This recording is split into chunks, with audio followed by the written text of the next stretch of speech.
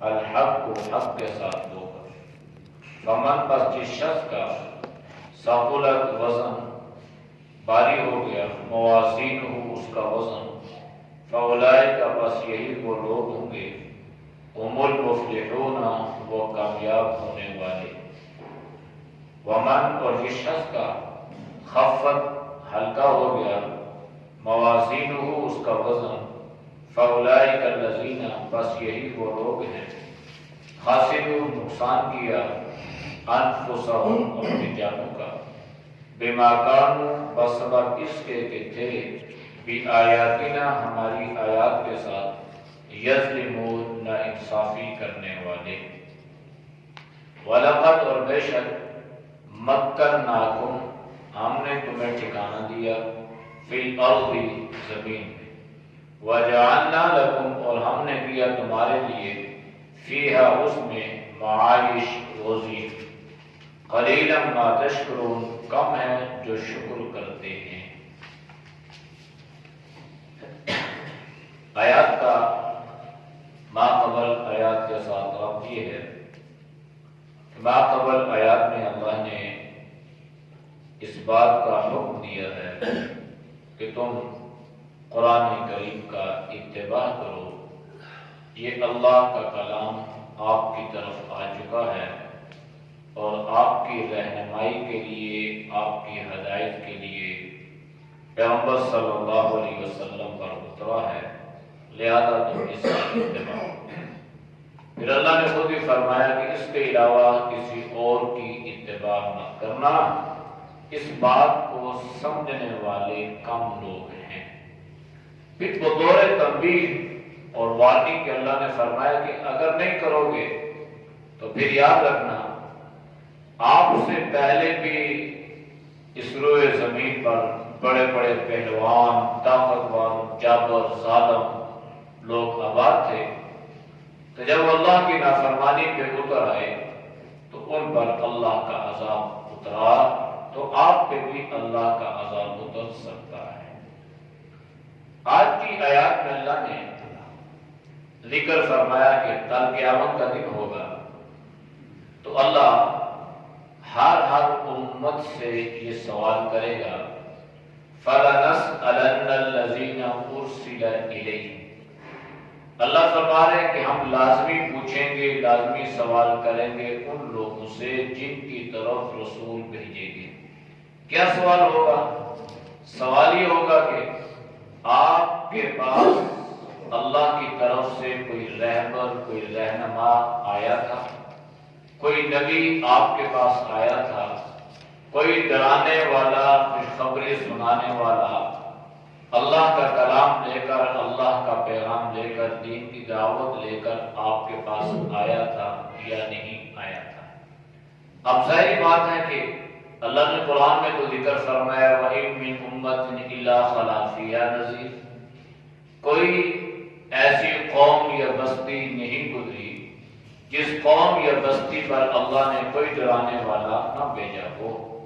تو یہ ساری امتیں اقرار کریں گی اور کہیں گی ہاں ہمارے پاس تو ڈرانے والے آئے تھے، ہمیں تو سمجھانے والے آئے تھے، ہمیں تو بتانے والے آئے تھے، لیکن ہم نے ان کی باتوں پر کوئی خاطر خواہ توجہ نہ دی، اور ہم یوں ہی دنیا کی رنگ رنگیلیوں میں، دنیا کی موجوں میں مست رہے، آئے تو تھے لیکن ہم نے ان کی بات کو سنا نہیں ہے، ان کی بات پہ دھیان نہیں دیا، ان کی تعلیمات کو فالو نہیں کیا، ان کی تعلیمات پہ عمل پیرا نہ ہو سکے۔ یہ تو اقرار ہو جائے گا امتوں کی طرف سے۔ پھر دوسری بات یہ ہے وَلَنَسْأَلَنَّ الْمُرْسَلِينَ، صرف امت سے سوال نہیں ہوگا، امت کی طرف آنے والا پیغمبر نبی اللہ اس سے بھی سوال کریں گے۔ قرآن کریم سورۃ المائدہ کے آخری رکوع میں اللہ نے اس کا تفصیلاً ذکر فرمایا، یوم یجمع اللہ الرسل فیقول ماذا اجبتم قالوا لا علم لنا الا ما علمتنا انک انت علام الغیوب۔ اللہ سارے انبیاء علیہ السلام کو جمع کرے گا، اکٹھا کرے گا اور سوال ان سے اللہ یہ پوچھے گا کہ میں نے جو آپ کو ذمہ داری سونپی تھی کیا آپ نے وہ ذمہ داری پوری کی؟ تو سارے نبی اللہ کی عدالت میں کہیں گے کہ اللہ ہم نے پوری کر دی۔ حضرت عیسیٰ علیہ السلام کا وہاں پہ اللہ نے تفصیلاً ذکر فرمایا کہ اللہ حضرت عیسیٰ علیہ السلام سے پوچھیں گے کہ اللہ اے عیسیٰ یہ بتاؤ یا عیسیٰ انت قلت للناس اتخذونی و امی الہین من دون اللہ قال سبحانک ما یکون لی ان اقول ما لیس لی بحق۔ تو اللہ نے تفصیل ذکر کی عیسیٰ علیہ السلام آپ نے اپنی قوم کو یہ کہا تھا کہ میرے دنیا سے چلے جانے کے بعد یہ میری الہین تم دو معبود بنا لیں، اور کیا میں نے تم سے یہ بات کہی تھی کہ تم مجھے معبود بنا لینا یا مجھے الہ بنا لینا یا مجھے عبد اللہ قرار دینا؟ اللہ کی الہ۔ تو حضرت عیسیٰ علیہ السلام اللہ کی عدالت میں کیا جواب دیں گے؟ قال سبحانک، اے اللہ تو ان چیزوں سے پاک ہے، ما یکون لی ان اقول ما لیس لی بحق، میرے لیے یہ بات کس طرح مناسب ہو سکتی ہے کہ میں لوگوں کو وہ بات کہوں جو حق نہیں ہے۔ یعنی پیغمبر کی زبان پر اللہ نے حق کو جاری فرمایا ہے تو میں نے تو حق ہی کہا، یہ اتمام حجت کے لیے ہوگا، ورنہ اللہ کو تو خبر ہے، اللہ کو تو علم ہے۔ تو یہ تفصیل اللہ نے ذکر فرمائی، امت سے بھی سوال ہوگا اور انبیاء علیہ السلام سے بھی سوال ہوگا۔ ہمارے پیغمبر صلی اللہ علیہ وسلم نے اپنے آخری خطبے میں حجۃ الوداع جب تمام صحابہ کے سامنے آپ نے تفصیلی خطبہ دیا اور پھر آپ نے صحابہ سے پوچھا کہ یہ بتاؤ کہ جو پیغام جو ذمہ داری اللہ نے مجھے سونپی تھی کیا میں نے اس ذمہ داری کو پورا کیا؟ کیا وہ امانت میں نے آپ تک پہنچائی یا نہیں پہنچائی؟ حل ادیت و بلغت رسالت، کیا میں نے اللہ کے پیغام کو، اللہ کی امانت کو بعینہ آپ تک پہنچایا یا نہیں پہنچایا؟ تو تمام صحابہ نے یہ فرمایا تھا کہ اللہ کے نبی آپ نے صرف پہنچایا ہی نہیں بلکہ آپ نے پہنچانے کا حق بھی ادا کر دیا۔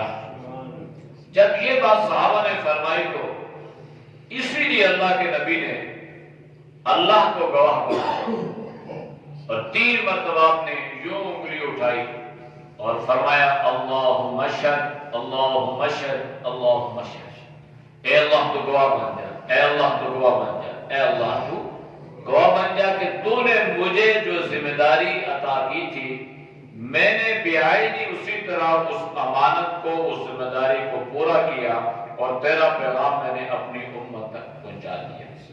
اب اللہ کے نبی تو آخری نبی تھے، آپ کی دعوت تو عالمگیر دعوت تھی، آپ کے بعد تو کسی نبی پیغمبر نے آنا نہیں تھا، اس لیے آپ نے یہاں پر ایک تاکیدی حکم بھی دیا، اور وہ تاکیدی حکم یہ تھا، آپ صلی اللہ علیہ وسلم نے فرمایا کہ اب آپ کی ذمہ داری یہ ہے کہ جو یہاں پر ہیں، جو حاضرین ہیں، جو میری زندگی میں موجود ہیں یا جو ایمان لا چکے ہیں، اب ان کی ذمہ داری یہ بنتی ہے کہ غائبین تک اللہ کے اس پیغام کو اور اس امانتوں کو منتقل کرتے چلے جائیں، اس کو پہنچاتے رہیں۔ آپ صلی اللہ علیہ وسلم کی اس دعوت کا اثر حضرات صحابہ پر یوں ہوا کہ مکہ اور مدینہ کے رہنے والے حضرات صحابہ یہ ساری دنیا میں پھیل گئے، اور تاریخ میں لکھا ہے کہ جب صحابہ کسی نے کوئی مکی تھا تو جب مکہ چھوڑ رہا تھا تو مکہ کو مخاطب کر کے کہ یا اللہ یہ تیرا شہر ہے، اس شہر میں تیرا گھر ہے، اس کی عظمت کی قسمیں اللہ تو نے قرآن کریم میں اٹھائی ہیں، لا اقسم بہذا البلد، یہاں پہ حرم ہے، حتیم ہے، ساری چیزیں، اور فرماتے تھے کہ یا اللہ دل تو نہیں چاہتا کہ تیرے گھر سے ہم جدا ہو جائیں اور اس جدائی کو برداشت کر سکیں اور اس صدمے کو ہم سہ سکیں،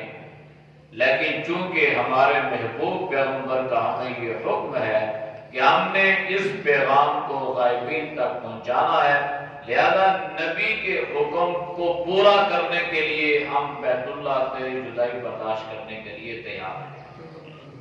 مکے کے رہنے والوں نے یوں مکہ چھوڑا اور مدینے کے رہنے والے کہنے لگے کہ اللہ تو جانتا ہے کہ مدینے سے ہمیں کس قدر پیار ہے اور مدینے والوں نے ہمیں کس قدر پیار اور محبت سے نوازا، اور یہ کتنا مقدس اور برگزیدہ شہر ہے کہ جس کو پوری کائنات میں مدینۃ الرسول ہونے کا شرف حاصل ہے۔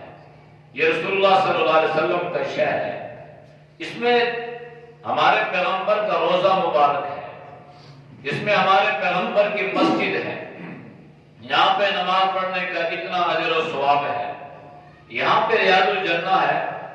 اللہ تو جانتا ہے کہ ہم اس کو کبھی نہ چھوڑ دیں، لیکن چونکہ اس میں وہ پیغمبر کا حکم ہے کہ میرے پیغام کو غائبین تک پہنچانا ہے، لہذا ہمیں اپنے پیغمبر کی بات کی لاج رکھنی ہے اور ہم اس پیغمبر کی بات کو پورا کرنے کے لیے آج اس عظمتوں والے شہر کو چھوڑ کے ویرانوں میں جا رہے ہیں، سنسانوں میں جا رہے ہیں، کھڑات میں جا رہے ہیں، پردیس میں جا رہے ہیں، اور کہاں وہ جا رہے ہیں۔ مکہ اور مدینے کے رہنے والے، کسی کی قبر یمن میں ہے، کسی کی شام میں ہے، کسی کی افغانستان میں ہے، کسی کی کہاں۔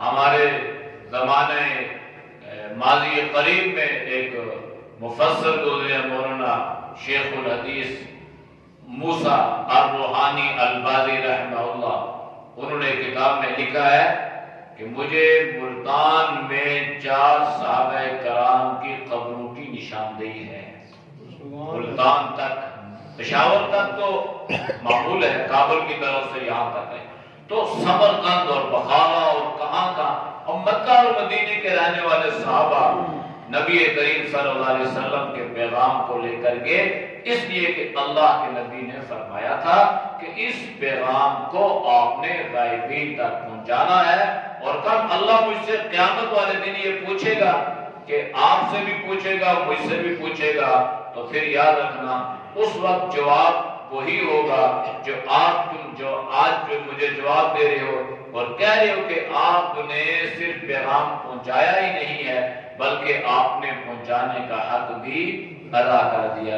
تو وہ کیسا عجیب قسم کا خوبصورت سما اور کیسا وہ منظر ہوگا کہ اللہ امت سے بھی پوچھ رہا ہوگا اور انبیاء علیہ السلام سے بھی سوال کر رہا ہوگا۔ فَلَنَقُصَّنَّ عَلَيْهِمْ بِعِلْمٍ، ہم نے ان پر اپنے علم سے بیان کر دیا ہے۔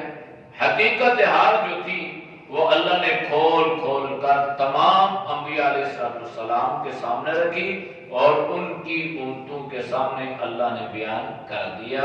وَمَا كُنَّا غَائِبِينَ، اور صورتحال یہ کہ اللہ فرمایا کہ ہم کوئی ایسے نہیں ہیں کہ ان کے حالات سے ہم غائب ہو جائیں یا ہم بے خبر ہو جائیں، ہمیں خبر ہے، ہم جانتے ہیں، لیکن اس کے باوجود سوال جواب کا جو سلسلہ ہوگا یہ اتمام حجت کے لیے ہوگا کہ کل کوئی یہ نہ کہے کہ آپ نے تو جو ہم سے پوچھا ہے وہ ایسا نہیں تھا، وہ ایسا تھا۔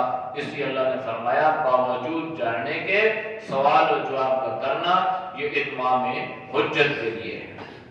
پھر ہوگا کیا؟ وَالْوَزْنُ يَوْمَئِذٍ الْحَقُّ، پھر وزن ہوگا، تولا جائے گا۔ کس چیز کو تولا جائے گا؟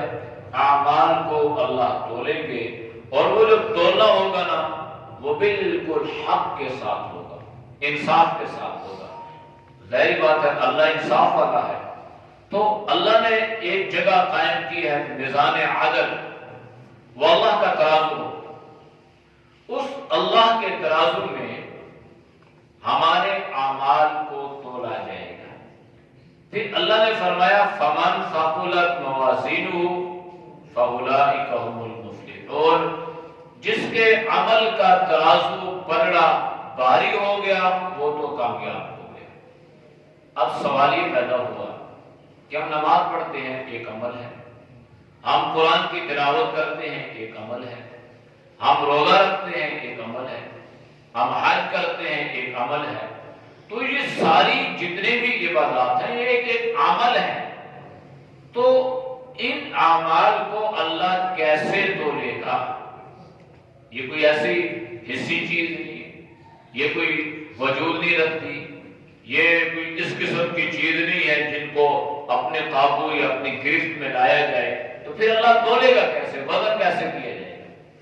مفسرین نے جواب دیا، پہلا جواب تو یہ ہے کہ دنیا کے حالات کو آخرت پر یا اللہ پر قیاس کرنا یہ درست نہیں ہے، کہ ہم یہ کہتے ہیں کہ جو چیز ہمیں نظر نہیں آتی وہ ہم تول بھی نہیں سکتے، وہ ہم کنٹرول میں نہیں کر سکتے، اس لیے کہ اللہ کے لیے کوئی چیز بھی مشکل نہیں ہے، اللہ جو چاہے گا اللہ وہی کر سکتا ہے۔ دوسرا جواب اس کا یہ ہے کہ اللہ اعمال کو ظاہری وجود عطا فرمائے گا، اللہ اس کو شکل عطا فرمائے گا، جیسے ایک حدیث میں نماز کے بارے میں اللہ کے نبی نے فرمایا ہے، آپ نے فرمایا کہ بعض لوگوں کی نمازیں گندے کپڑے میں لپیٹ کر ان کے منہ پر مار دی جائیں گی، تو اب نمازیں ہیں وہ اللہ نے لپیٹ لی، اس کا مطلب ہے وہ کوئی ایسی چیز اللہ نے ان کو عطا کر دی کہ وہ اس کپڑے میں آئی اور اللہ نے اس گندے کپڑے میں لپیٹ کے اس نمازی کے منہ پہ، یہ تیری نماز ہے اور اس کی ہمیں ضرورت نہیں ہے۔ ایک اور دلیل اس پہ یہ ہے کہ اللہ کے نبی نے فرمایا کہ جب جانور کی قربانی کرو تو اچھا فرما، بہترین جانور، کہ اس جانور کو اللہ تمہاری پل صراط پہ سے سواری بنائیں گے، یعنی اللہ اس کو ایک عملی شکل عطا فرما دیں گے۔ ایک دلیل یہ ہے کہ نبی کریم صلی اللہ علیہ وسلم نے فرمایا کہ جو دنیا میں سورہ ملک کی تلاوت کرتا ہے تو جب انسان کو قبر میں رکھ دیا جاتا ہے اور اس کے اوپر مٹی ڈال دی جاتی ہے، اپنے دوست احباب رشتہ دار سارے واپس آ جاتے ہیں، منکر نکیر آتے ہیں، سوال جواب شروع ہوتے ہیں۔ اگر خدا نہ خواستہ کوئی اس میں اونچ نیچ ہے اور اس پر اللہ سختی والا معاملہ فرماتے ہیں تو پھر ایک خوبصورت آدمی، خوبصورت انسان جو ہے وہ اس کے سامنے قبر میں آ جاتا ہے، تو وہ اس سے سوال کرتا ہے، پوچھتا ہے کہ بھائی تو کون ہے؟ میں نے تجھے دیکھا نہیں ہے، تو میرا کوئی دوست نہیں ہے، میں تجھے جانتا پہچانتا نہیں ہوں، میرے عزیز و اقارب میں سے نہیں ہے، تو ہے کون؟ تو اللہ کے نبی نے یہ بتلایا کہ وہ جو شخص تھا نا، جو اس آدمی کی قبر کے عذاب اور وحشت اور تنہائی کو دور کرنے کے لیے اللہ نے بھیجا، وہ کوئی اس کا دوست، کوئی عزیز و قریب رشتہ دار نہیں تھا، بلکہ وہ سورہ ملک تھی، اللہ نے اس کو اس کی تنہائی دور کرنے کے لیے انسانی شکل عطا کر دی۔ سبحان اللہ۔ جس سے معلوم یہ ہوگا کہ اللہ انسان کو اعمال کو ایسی شکل عطا فرمائے گا، ایسا وجود عطا فرمائے گا کہ وہ اعمال تو لے جائیں گے۔ تین باتیں ہوگی۔ چوتھی بات یہ ہے کہ اگر آج کے دور میں اس بات کو سمجھنا یوں آسان ہو گیا کہ بہت ساری چیزیں ایسی ہیں جو ہماری گرفت میں نہیں ہیں، ہم ان کو پکڑ نہیں سکتے، لیکن اللہ نے انسان کو اتنی شعور، اتنی عقل عطا فرمائی کہ ان کو کنٹرول کر کے ان کو تولا جا سکتا ہے۔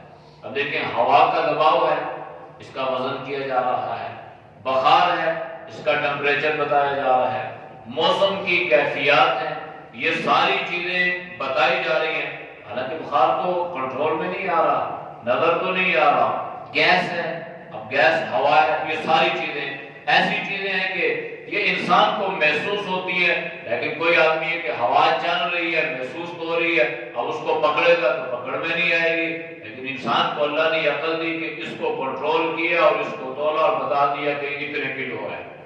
تو اس سے معلوم یہ ہوا کہ جب انسان کو اللہ نے اتنا شعور عطا فرما دیا کہ وہ ظاہری چیزوں کو، ایسی چیزوں کو جو اس قسم کی چیزیں ہیں، انسان اس کا وزن کر سکتا ہے، تو اللہ کے لیے اعمال کا وزن کرنا مشکل نہیں ہے. تو اللہ اعمال کا وزن فرمائے گا. فمن ثقلت موازینہ فاولئک هم المفلحون. ایک طرف یہ میزان عدل قائم ہو گیا اور یہ نیکیوں کا پلڑا ہے اور اس پہ برائیاں ہیں یا کوئی اور ایسی چیز ہے. اب اللہ نے فرمایا یہ اگر باری ہو گیا، وزنی ہو گیا، اعمال والا پلڑا باری ہو گیا، ثقیل ہو گیا، تو وہ آدمی کامیاب ہو گیا. یہاں پر مفسرین نے لکھا ہے کہ ایمان والوں کے لیے بڑی خوشخبری ہے. وہ یہ ہے کہ ایمان والوں کا پلڑا بھاری رہے گا. اس کی وجہ یہ ہے کہ یہ جو ایمان والوں کو اللہ نے کلمہ عطا فرمایا نا، کلمہ لا الہ الا اللہ محمد رسول اللہ، یہ ایک رکا ہے، یہ دو بول ہیں، یہ دو جملے ہیں، لیکن ان کا وزن جو ہے یہ کائنات ایک پلڑے پہ رکھ دی جائے اور اس لا الہ الا اللہ محمد رسول اللہ کو ایک پلڑے پہ رکھ دیا جائے تو اللہ کے نبی نے فرمایا کہ یہ پلڑا جھک جائے گا، یہ وزنی ہو جائے گا. تو یہ اعمال کا اللہ نے بڑا وزن، سبحان اللہ اس کا بڑا وزن. ایک حدیث میں اللہ کے نبی نے فرمایا، حضرت ابو ہریرہ رضی اللہ تعالی عنہ اس کے راوی ہیں، بخاری شریف کی آخری روایت ہے، وَنَزَعَ الْمَوَازِينَ الْقِسْطَ لِيَوْمِ الْقِيَامَةِ فَلَا تُظْلَمُ نَفْسٌ شَيْئًا. وہاں پہ اللہ نے ذکر فرمایا کہ اللہ اعمال کو تولے گا اور کسی پہ کوئی زیادتی کمی بیشی نہیں کی جائے گی.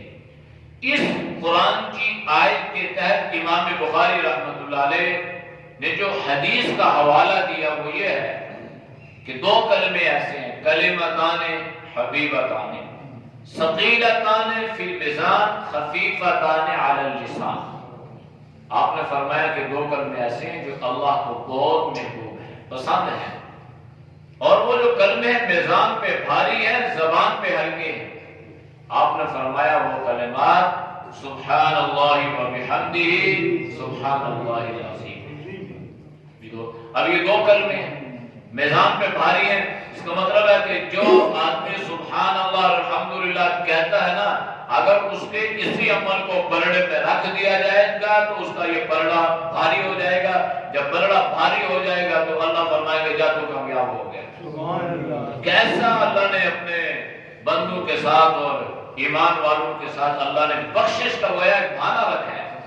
باقی اعمال بھی ہیں لیکن اس کا یہ مطلب ہرگز نہیں ہے کہ انسان یہ کہ جی ٹھیک ہے آج کے بعد میں لا الہ الا اللہ پڑھتا ہوں، سبحان اللہ پڑھتا ہوں، الحمدللہ کا پھر صبح سے لے کر رات تک کرتا ہوں، باقی اعمال کو چھوڑوں. ایسا نہیں ہے.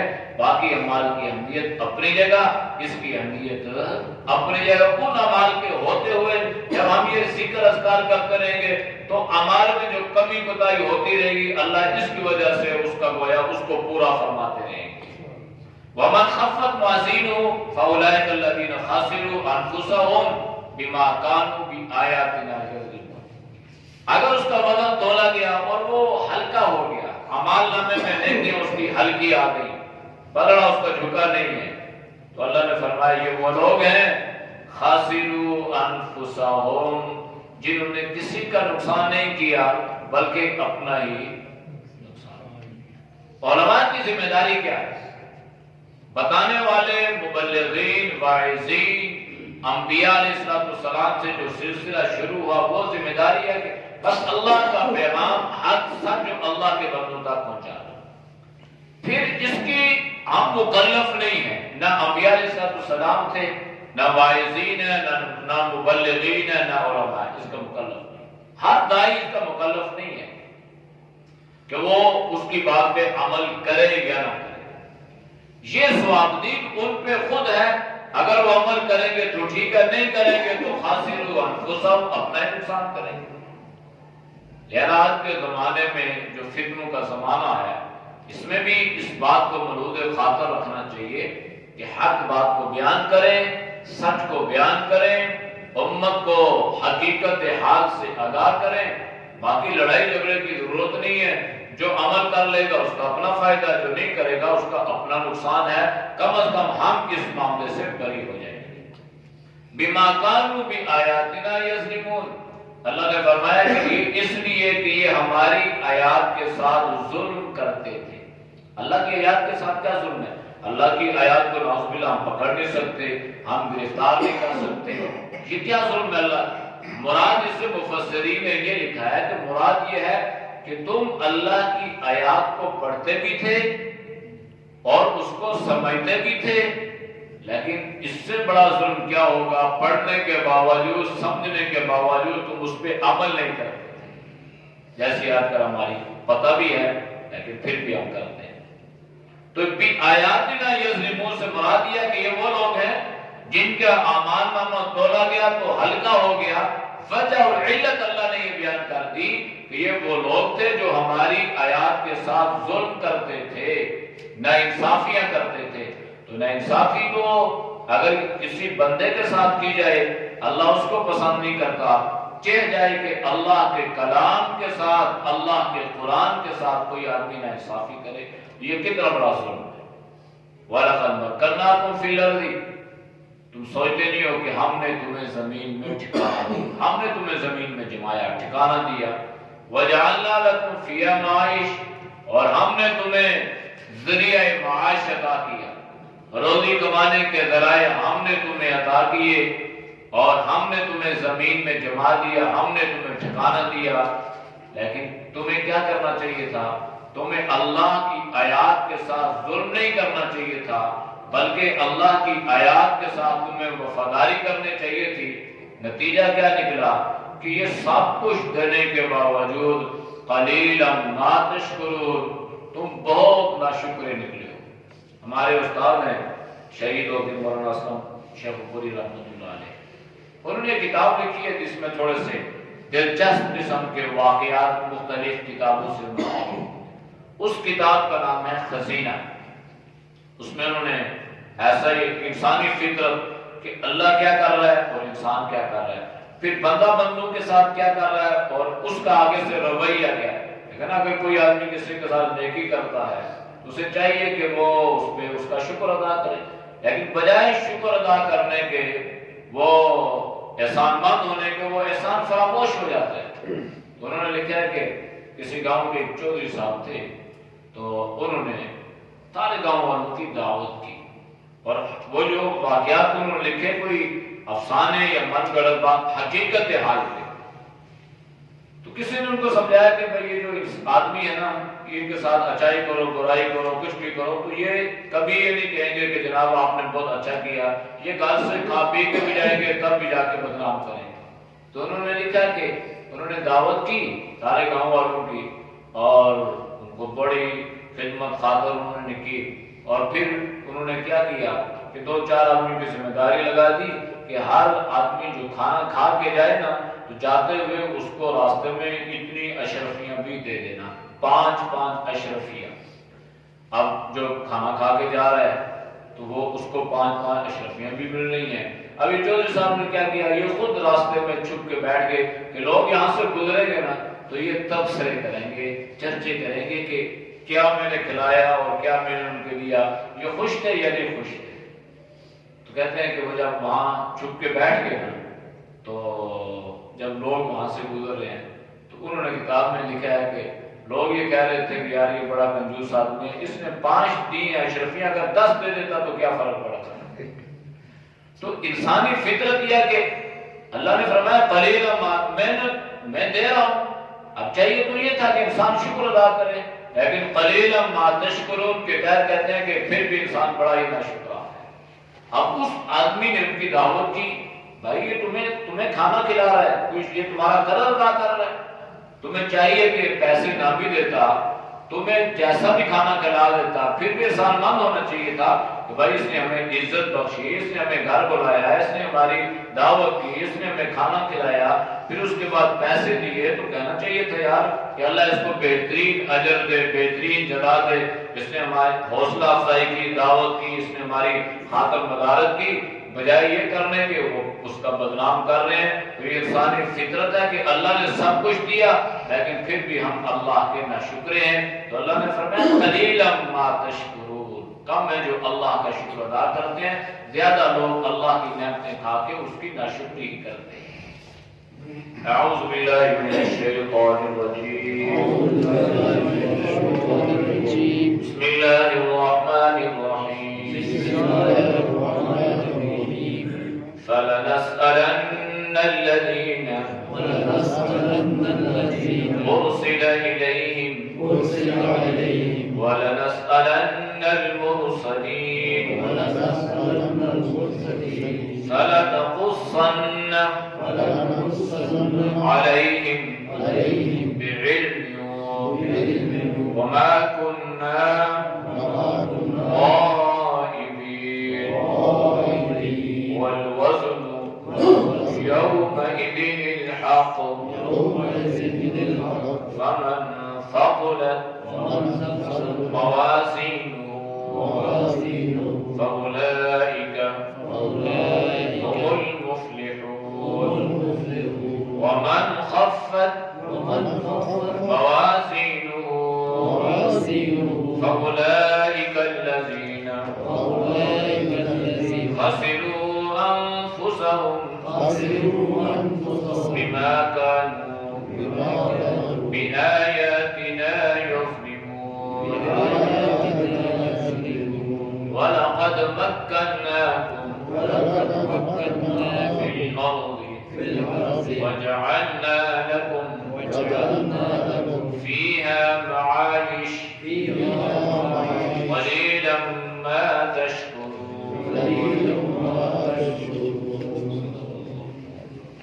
الحمد لله رب العالمين والعاقبة للمتقين والصلاة والسلام على النبي الكريم. یا اللہ ہم سب کے سوا میرے کرم کو فرما، گناہوں سے حفاظت فرما، نیک اعمال کی توفیق نصیب فرما. یا اللہ برے اعمال سے، برے خیالات سے، برے راستوں سے، بری صحبت سے اللہ تو ہم سب کے حفاظت فرما. یا اللہ جتنے دوست و بزرگ کی رضا کے لیے درس قرآن سنتے ہیں اللہ ان کے سننے کو قبول فرما. یا اللہ سب کو دین دنیا کی بھلائیاں نصیب فرما. یا اللہ تو سب کو صحت ایمان والی زندگی نصیب فرما. یا اللہ زیادہ سے زیادہ نیک اعمال کرنے کی توفیق نصیب فرما. اور یا اللہ ہر طرح کے برے اعمال سے اللہ تو ہم سب کی پوری امت کی حفاظت فرما. یا اللہ جو مسلمان دنیا سے رخصت ہو چکے ہیں یا اللہ تو سب کی مغفرت فرما. جو بیمار ہیں اللہ ان کو شفاء کاملہ عاجلہ نصیب فرما. قاضی خادم صاحب کی اہلیہ بیمار ہیں ان کے لیے دعا فرمائے اللہ پاک عافیت والا معاملہ فرمائے، گھر والا معاملہ فرمائے. یا اللہ ان کی پریشانی کو اللہ دور فرمائے. بارش کے لیے بھی دعا فرمائے اللہ رحمت کی بارش عطا فرمائے. یا اللہ دوبارہ رحمت عطا فرمائے. صلی اللہ تعالی علیہ نبی وعلی آلہ وصحبہ اجمعین.